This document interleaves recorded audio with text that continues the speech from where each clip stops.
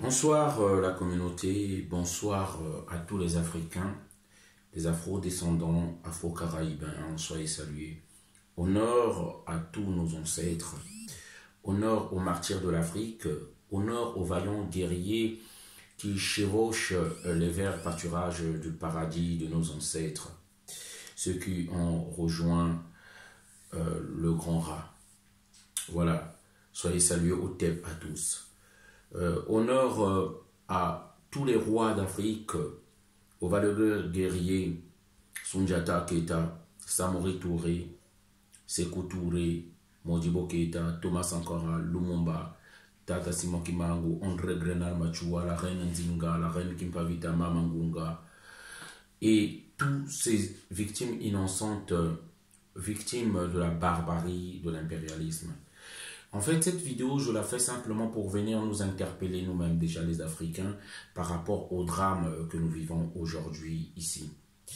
Il faut savoir, c'est vrai, on a l'habitude d'indexer les autres pour dire que la faute, c'est aux autres. La faute, c'est le mal de l'Afrique est en grande partie exogène et non endogène. Mais nous le savons, même si je fais ce message-là, que nous avons une grande partie de responsabilité nous-mêmes, dans le sens que où nous arrivons, nous sommes beaucoup indifférents, nous sommes beaucoup irresponsables, nous sommes divisés et nous sommes souvent lâches et peureux devant cette réalité que nous vivons. Les autres, c'est leur nature. Le prédateur, c'est sa nature. Il ne mange pas de l'herbe. C'est de la prédation. Les autres nations, ce sont des prédateurs. Si le lion a pitié de la gazelle, c'est le lion qui mourra de faim. Donc, c'est sa nature d'être prédateur. Notre faute à nous, notre responsabilité à nous, c'est le manque d'unité et d'engagement. On parle du panafricanisme partout, on nous parle du panafricanisme par un. Mais ce panafricanisme-là, c'est au bout des lèvres. Il n'est pas dans le cœur. Il n'est pas dans le cœur. On n'a pas l'amour des uns et des autres. On n'a pas l'amour des Africains. On n'a pas l'amour des gens. Ça, c'est une vérité établie aujourd'hui, en tout cas. Je viens parce que dénoncer, c'est bien que nous puissions indexer les autres, mais on ne parle pas assez de nous-mêmes. La dernière fois, j'ai été choqué pour le départ de Pau. Nous nous sommes organisés, mais moi-même, j'ai voulu bien y être, mais on a eu un empêchement grave. J'ai pas pu y être. Mais même à la fin, nous avons demandé aux gens de pouvoir aller prendre le bus. Il y avait encore des places qui restaient. Même si vous n'avez pas d'argent, allez-y. Mais on a constaté qu'il y avait quand même des places vides qui sont... le bus est parti avec quelques places vides. C'est vraiment dommage. C'est pourquoi je dis notre responsabilité est là. Elle est là. Il faut d'abord qu'on regarde les choses de notre côté. Notre premier ennemi, c'est nous-mêmes. Parce qu'on ne peut pas comprendre devant ce drame qui se passe dans la Méditerranée, devant tout ce que nous vivons. Les gens n'arrivent pas à se mobiliser. Les gens n'arrivent pas à prendre leurs responsabilités. Et surtout, beaucoup ne savent même pas ce qui se passe, ce que vit l'homme noir. Ne savent même pas qu'on est dominé, on est opprimé, on est en fuyant racisme. Hein? Beaucoup ne savent même pas. Il faut savoir, de tous ceux qui se battent dans la diaspora africaine, ou en Afrique, même autant qu'ici, en Afrique, on va dire les Africains conscients qui prennent le risque, qui se battent. Moi, je dis bien et je pèse le mot, c'est même pas 5%. Qui ont le courage de se lever et d'aller dehors. C'est même pas 5%. Nous voyons les images. Il y a combien d'Africains qui se battent en Côte d'Ivoire, qui sont debout, qui sont sortis? Il y a combien d'Africains qui se battent au Mali, qui sont debout, qui sont sortis? Il y en a. Le Mali encore on est debout, oui. Mais de la population malienne, les 18 millions d'habitants, combien par rapport à ce... C'est même pas 1%. C'est même pas 1% si par rapport aux 18 millions. Lorsqu'on regarde au Congo-Brazzaville, combien de Congolais qui se battent? Beaucoup le savent, là-bas encore c'est le régime de la terreur, il n'y a rien. Au Burkina Faso. Maintenant venons à la diaspora ici. Dans la diaspora, je vais vous donner quelques échantillons. Au Congo-Brazzaville, la diaspora congolaise de Brazzaville, on est officiellement 150 000 Congolais. Ça c'est les nationaux qui ont encore la nationalité congolaise. Je ne parle pas des binationaux. Hein, ceux qui ont la nationalité française, ils ne sont pas comptés. Mais lorsqu'on fait les manifestations, on est à combien? On est à 5, on est à 10, on est à 20. Même pas 1%. La plus grande manifestation congolaise, par exemple, du Congo-Brazzaville, je précise bien, qui sont sortis, c'était 6 000. On ne fait même pas 1%. Lorsqu'on regarde le Mali, la diaspora malienne, officiellement c'est 250 000 qu'ils sont ici. Et là, on ne parle pas des binationaux, ceux qui ont la nationalité française.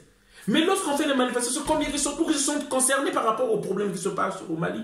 C'est même pas 1%. Le Sénégal, c'est pareil. On voit qui dehors? Le Togo, la Côte d'Ivoire. Qui on voit dehors? Donc c'est pourquoi je dis bien, dans la diaspora, on n'est même pas 1% des Africains ou des Afro-descendants de la diaspora qui sortent pour manifester. Mais regardez les gilets jaunes. Les gilets jaunes, lorsqu'ils sont sortis, on va dire que c'est 1% des Français au moins qui sont sortis. Ils étaient à combien, surtout au premier jour? On parlait de 50 000. Français, 100 000 qui sortaient. On partait de 200 000, de 300 000, on parlait. La CGT, lorsqu'ils sont sortis là, près d'1 million, ils étaient 800 000. L'Africain n'a pas cette culture-là de prendre le problème de l'autre et d'en faire son problème. Ce qu'on appelle l'empathie. Cette culture-là de manifester, de braver la peur. Donc c'est pourquoi je vous l'ai dit, on a une part de responsabilité. Là, lorsqu'on est parti à Pau, et je tiens à le dire, c'est pas pour indexer, pour faire, parce que les Congolais de Brazzaville, c'est pareil. Mais je parle de ceux-là avec lesquels nous sommes sur le terrain, comme les Ivoiriens. Beaucoup d'Ivoiriens, surtout les Gors, ceux-là avec lesquels je manifeste. Parce que si je parle, j'ai la légitimité de parler parce que moi je suis parti prendre le froid en Hollande lorsqu'on part. On est parti prendre la pluie en Hollande lorsqu'on part là-bas pour Gbagbo. Mais la grande partie avec lesquels on part là-bas, moi j'ai vu des Ivoiriens pour la mobilisation pour Gbagbo, il y avait des dizaines de bus, 10 bus, ils remplissent les 10 bus, 8 bus. Mais à Pau, les mêmes avec lesquels on manifeste, on n'est pas là-bas. En fait, on est panafricain que lorsqu'il s'agit de Gbagbo pour aller soutenir Gbagbo. Lorsqu'il s'agit d'aller soutenir Gbagbo, on est panafricain. À ce moment-là, vous voyez les Ivoiriens, nombreux avec lesquels on est sur le terrain qui se disent panafricains, ils partent manifester. Mais à Pau, je ne les ai pas vus là-bas. Ça, c'est une preuve palpable. Les Togolais aussi, je ne les ai pas vus là-bas. Les Camerounais qui sont sortis du on était là-bas. Je ne les ai pas vus là-bas. Le panafricanisme, c'est au bout des lèvres. Mais tant que nous ne le mettons pas dans nos cœurs, tout ce que nous sommes en train de faire, c'est rien, c'est zéro.